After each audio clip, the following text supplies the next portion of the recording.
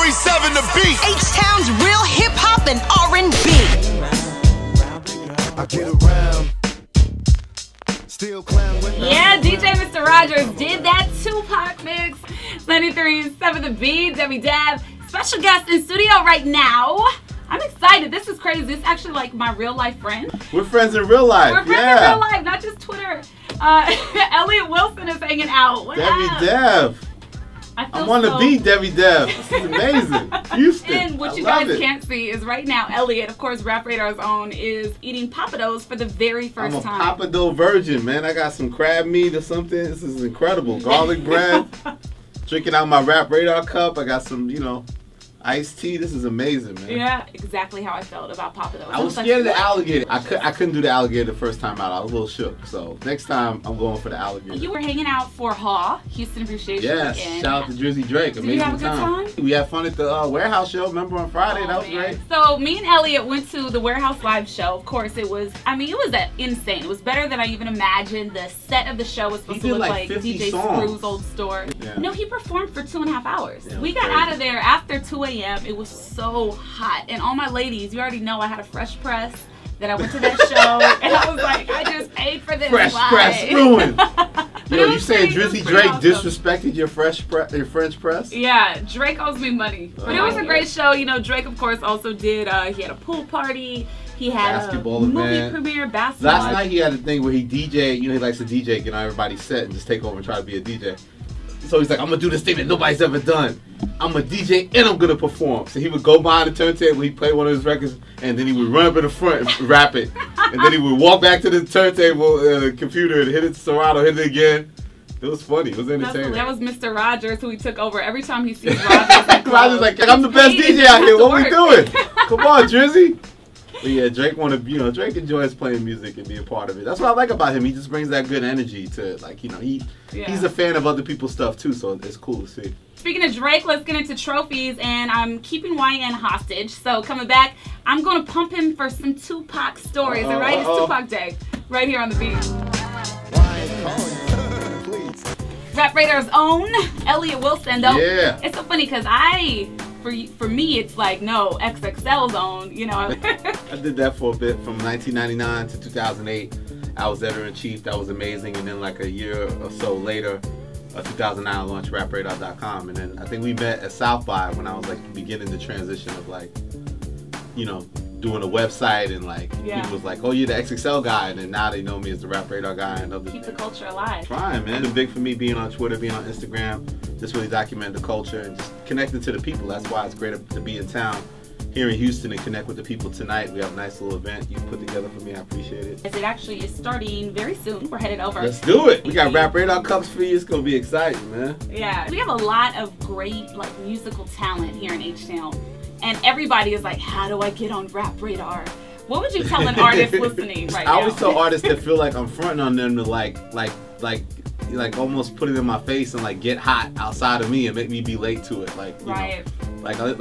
Make me be jealous. You know what I mean? I think that, I watch everything that's going on and I may not connect to it at first, but I respect when people have their moments and they connect to these artists and, if Kurt Cobain's or one of these guys makes that record, then it's like, oh, okay, it hits my radar and I'm like, okay, I see what's going on and I want to know about the artist more and more. So also it's about connections. That's why tonight's great.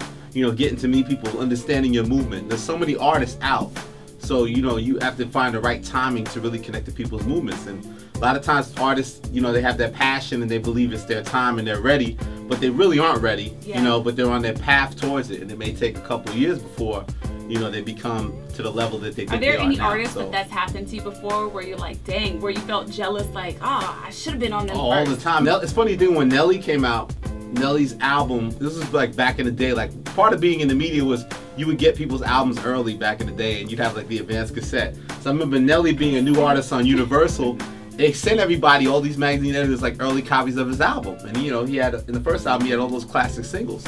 But we was all fronting on it, nobody wanted to listen to it. And then I remember he came out the same week as Lil' Kim. And everybody thought Lil' Kim was gonna sell more records and Nelly just killed it, way more records.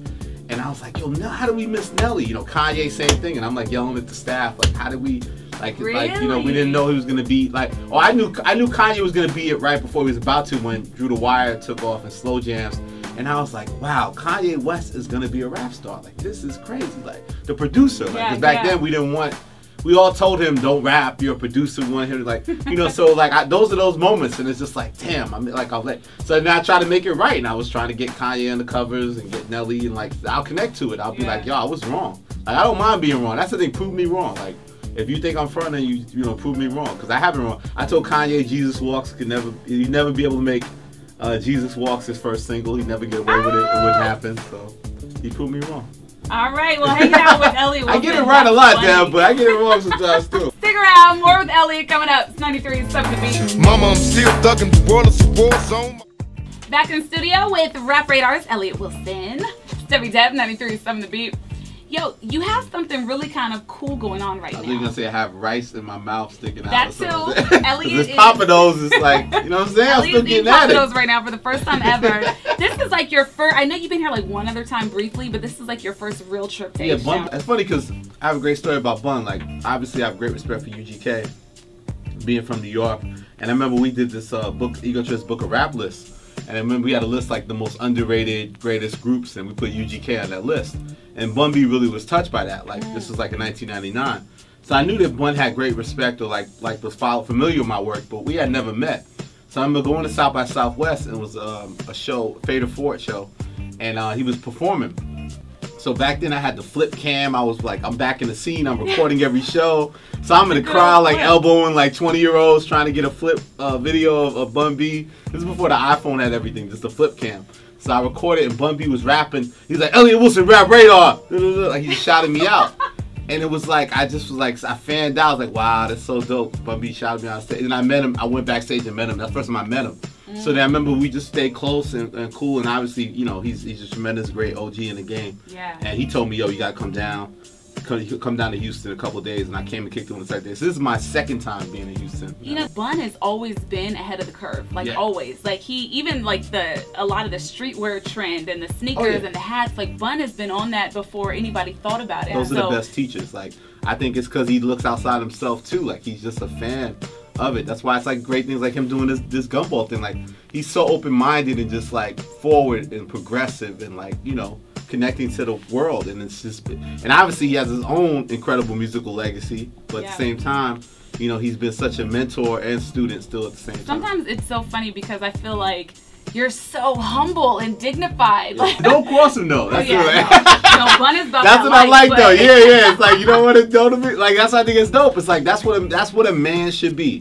A man should be a person who's like warm like that and generous, but don't take the kindness for weakness. Don't cross it, and like, you know, play the game right and be real with you. Like that's what Trill represents to me. Like whatever way you take Trill and make T-shirts and whatever you do with it. Like at the end of the day, the essence of that type of thing is just character. It's just the essence. It's like, you know, where this guy's from and just the way you carry yourself as a man, and you give respect and want respect back. And you know, things are dealt with a certain way if you don't get that back. And I think that he always has embodied that. Youngsters, you listening? I hope you guys got all of that. All the young men out there. I'm not talking tough. I'm in Houston. I'm just having fun, man. Come to the gig tonight. Yeah, take a picture. Check us out tonight. I promise you, he will retweet it. I'll put you on my Instagram. What you think out here? Twitter. Oh, you know what? So it's Tupac's birthday. Yes. And Debbie always wants me to have more Tupac stories than I have. I had the Strictly for My N-Words T-shirt. The name of his second album. It was a black promo T-shirt that Interscope made. And back then, I wore every promo shirt, every free T-shirt. I didn't have a lot of money. And I liked that shirt. I wasn't even that big of a Pac fan yet. Like, I liked Howl If You Hear Me and Brenda's Got a Baby and, like, you know, his hits. But I wasn't a super fan of him yet. I liked the shirt. I thought the shirt was dope. So I used to wear the shirt a lot. And then one time I met Tupac was at some type of convention, and I had the shirt on. And he looked at me and he said, "Nice shirt." Like smart ass. It was just funny. And we laughed and he walked away. And like that's the only time I ever really met him. I never got to interview him. It's like one of my biggest career regrets. But also I can't find that shirt anywhere. Like you're wearing a Pac shirt now. Like that was an official Interscope, you know, promo tee. I haven't seen it online anywhere. So it's like I was like, damn, I wish I would at least have a picture of me rocking that shirt. Because I swear to God, Dev, I would wear that shirt a lot. Like I was like, it was just a cool shirt. I was like, and it just reminds me of that period. And I feel like that album doesn't get a lot of respect in his catalog. But that's when I was really kind of more connected to him as an artist. And you know, like I've told you before, like he's more appreciated since he's passed away.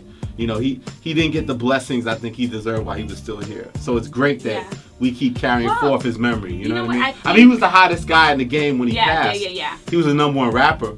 But at the end of the day, he still wasn't appreciated the way his legacy and everything has grown in his passing. You know, it's amazing to see. For me, it's like growing up in LA at the height of Pac's career. Well, first of all, my biggest regret is that I was only 11 when he died because I was supposed to be friends with him. He and I were supposed to know each other. I feel like you are friends with him, bro. I feel like we had like a soul contract that exists outside of this world.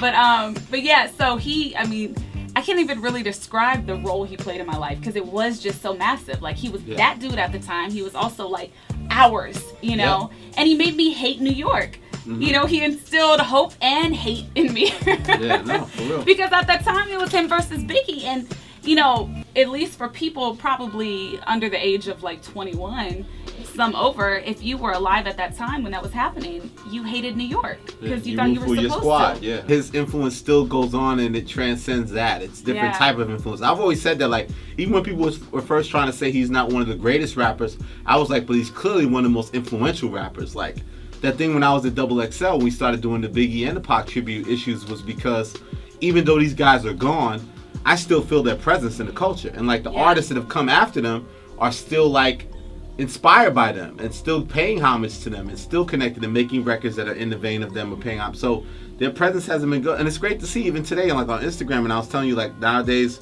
you know, the people that have passed away, they get remembered twice. You get remembered on the day you passed and the day you were born.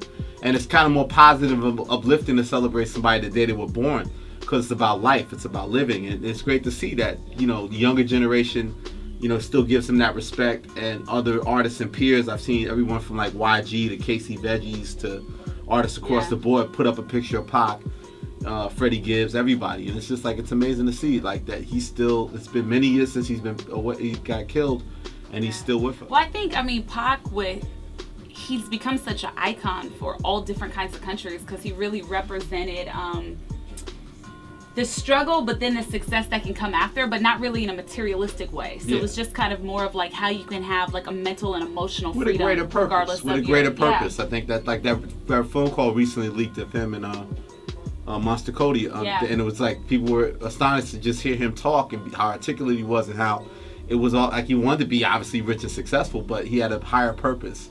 And he would articulate that and things he wanted to get accomplished. And again, you know, the sad thing about Pac and Biggie was that these brothers was young. They was in their mid-20s. You know, and at that age, you know, you have that so much ambition and, you know, and success, but you still going to make more. Like what kind of men would they have developed and become, and what even more influence and impact they would have had on our culture and outside of that. I was so ratchet at 24. I can't imagine.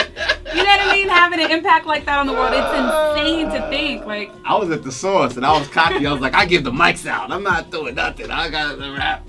Every rap album I have to have every rap album first, and whatever I say goes, and I'm giving it 5 mics and all that. Yeah, that was fun. But yeah, when you're young, you have with 20, you have that crazy ambition.